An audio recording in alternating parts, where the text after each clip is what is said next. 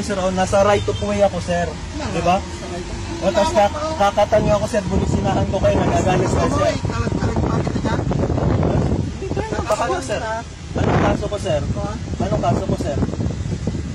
Anong kaso ko, sir? Ay, natanong ko lang, sir. Kung kunin yung lisensya ko, bakit tinatanong ko kung bakit? Kasi... sige, sir. Tara, sir. Ano, sir? Investigador ako dito. Oh, wala naman problema ka investigador kayo, sir. Kasi, bakit ko naman ibibigay, sir? Hindi naman kayo kasi authorized dito na, ano, di ba? Hindi authorized. Ay, hindi naman kayo naka-uniform, sir, eh. Di ba? Ay, duty ako, gago ka. Oh, hindi, maririnig naman natin yung mga pinagsasabi nyo, sir. Okay lang. Walang problema, sir. Hindi.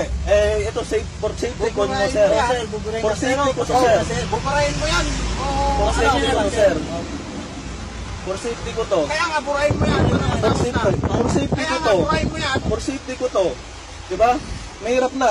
Sabi nyo nga, hindi mo ako taga dito. Burahin mo yan. Hindi mo ako taga dito. Para matapos na tayo, burahin mo yan. Mamaya, pag ando doon tayo sa, sa munisipyo. Kaya nga.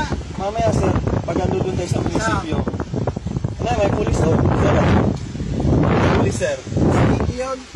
Pwede tayo magreklamo doon, sir. Kaya nga, burahin mo yan, o ano? Ano natin?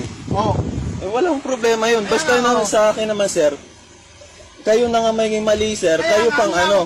Burahin mo na yan para matapos na. Nako. Safety ko nga ito, sir. Mamaya kasi magkaanuhan, sir.